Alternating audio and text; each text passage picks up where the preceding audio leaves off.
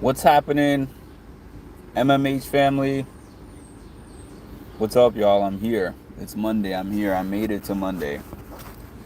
This weekend, probably more than other weekends, felt like it just flew by. But if there's one thing time is guaranteed to do, it's move. Now, I just wanted to. This is kind of a continuation of something that I was talking about last week. I have a few people on my YouTube that are family, like my sister watches my page sometimes. I have maybe a handful of friends that watch my page sometimes, and I have this one particular friend who I didn't even know he watched my page because I don't think I ever even sent it to him before to look at. I think that maybe I was just making some kind of post advertising something somewhere and he probably just happened to catch it. But funny enough, it was one of the people involved in the story I was talking about the other day with the band. So he told me he got a kick out of that video. But then he was also talking to me about something further, which was my post that I had made, my video that I had made about work life and the conclusions that I had come to about work life.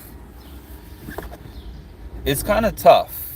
It's tough doing jobs in this industry. I think that this happens in every industry, but I'm speaking on my area of expertise because this is the industry that I have been involved in for the last 12 years, which is the social work slash counseling slash like mental health case management type of field, which is a very hard business. And the way that he phrased it to me was something that I had never heard before.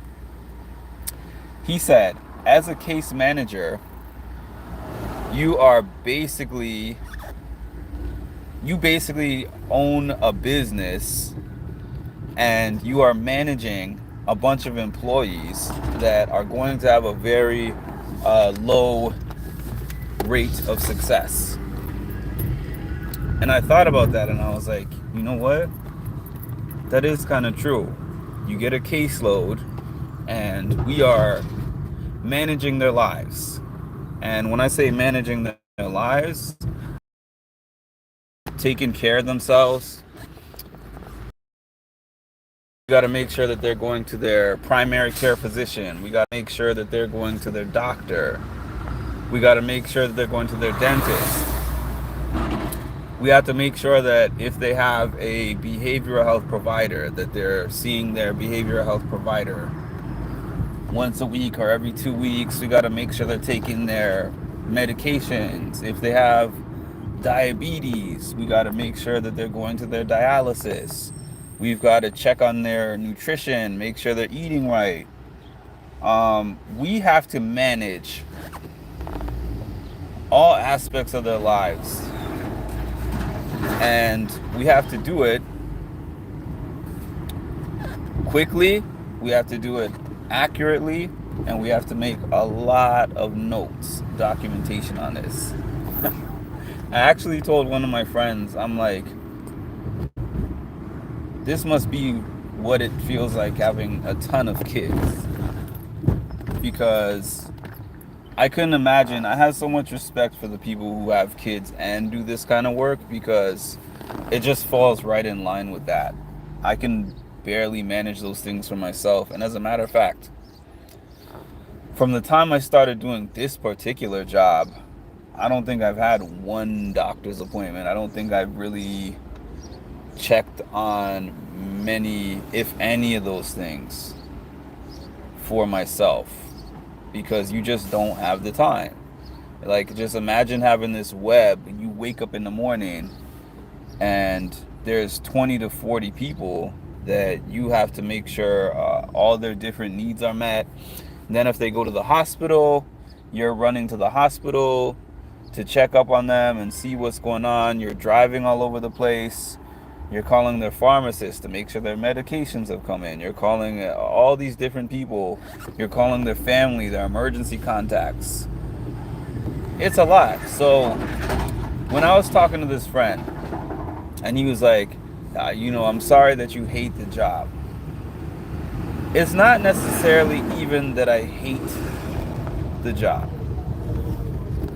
The job itself, it's not the worst thing that I've ever done, and it's not the worst thing in the world. And as a matter of fact, there's parts of the job that I enjoy because I'm working directly with the patients. I'm not working with just viewing them on paper like I was before, or just making calls. I'm making direct contact with these people. I'm seeing them. I'm meeting their families. I'm speaking to their families. Sometimes there's only a limited amount of difference that I can actually make because sometimes they have great, tremendous needs. And there are things that my help is only a drop in the bucket for. But I know that even at the very least, just the fact that I check up on them consistently, they appreciate that. And sometimes they tell me they appreciate that. But what happens is we are always responsible for holding up the business. Even though we're working in a field where it's people that we're working with, people with issues and people with really complex, tough issues. We're still production at the end of the day. We're the people who are bringing in a large portion of the revenue for the company. So because of that, there's all these different needs that we have to meet with the company when it comes to that. So if I was able to get a caseload that I deemed to be reasonable, I could spend unlimited amount of time doing all these things that they want me to do with these clients, and I would be just fine with it. As an example, I had a job, I think about 5-6 years ago now. It was called Helping Hearts. And it was through my other company that I was working with, or one of my other companies that I was working with. And Helping Hearts was a very cool job that I enjoyed very much. It was a job where the people who were qualified for it had Medicaid, and they were usually elderly and handicapped, or both.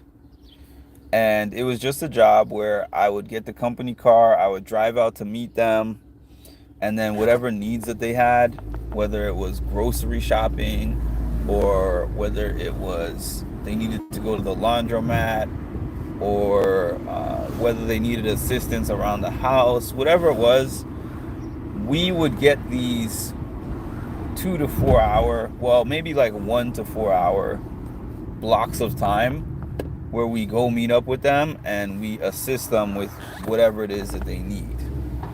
And for that job, I didn't have to take any notes. The only notes that I had to take were just the notes of where I went for the trip. Like if I had to take them to the doctor, or if I had to take them to the grocery store, like we had to keep records of that. But that was mainly for the purposes of the car and for the gas. But in terms of what we did while we were with them, we didn't have to take any notes for that. And we got to determine along with them. All we had to do was justify to the boss, hey, such and such needs me for 4 hours. During that time, we're going to go to the bank, and then we're going to go to the laundromat, and then I'm going to help them pick out their groceries, and then take it back to their house.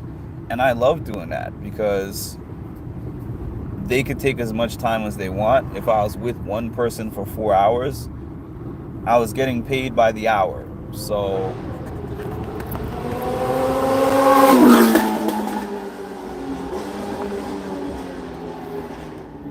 I say all that to say, at this type of job,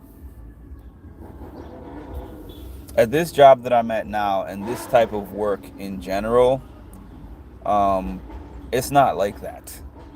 It's like if I spend 4 hours with one person, I feel like it's many hours that I wasted that I could have been using on other people. Not because the person that I was with did not need those 4 hours, but because I don't have time to spend that 4 hours. So sometimes you see people within this field and you're like, oh, I have a case manager, but they don't care about me because they just come, they check and see if I'm alive, and then they disappear. And I don't really know what they're doing for me. Now, of course, there are always exceptions. There probably are people who just don't care about the job and are checking off the boxes for the money.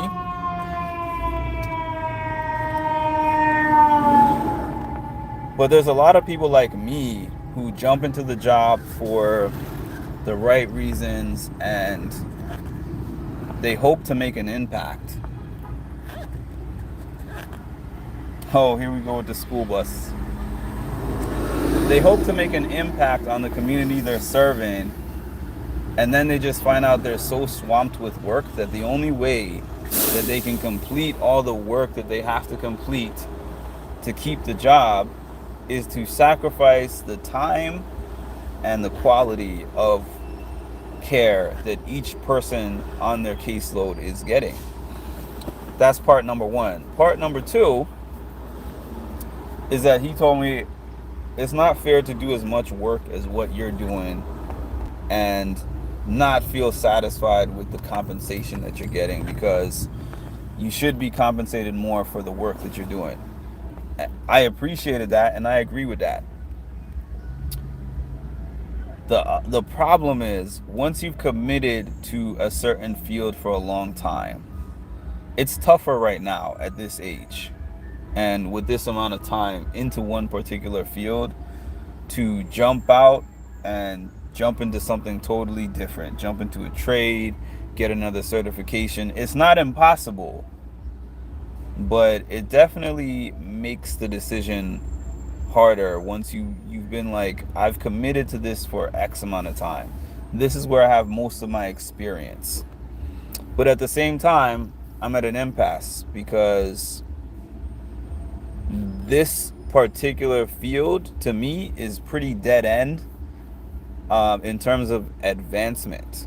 Yes, there is advancement. You're in your current position.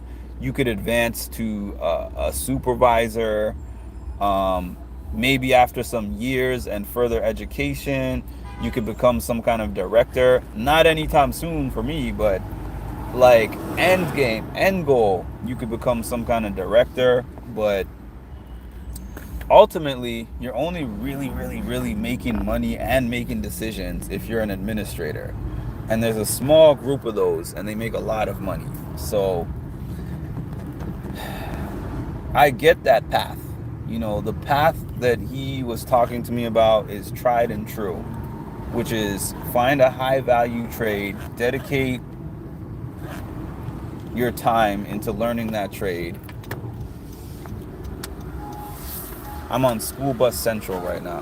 Dedicate your time into learning that trade, and then make a lot of money with it. And then if you want to do something with your own business, invest into your own business. But who knows? But I just thought that was an interesting conversation. Most people I talk to, they're like, that's just the way that it goes. They just accept the fact that their job is overworking them and underpaying them. I'm just never going to be that person. But let me know in the comments if you can relate, what you think. I'm hopping off this thing, headed home, and I hope everyone has a good rest of your Monday, and we'll talk again soon.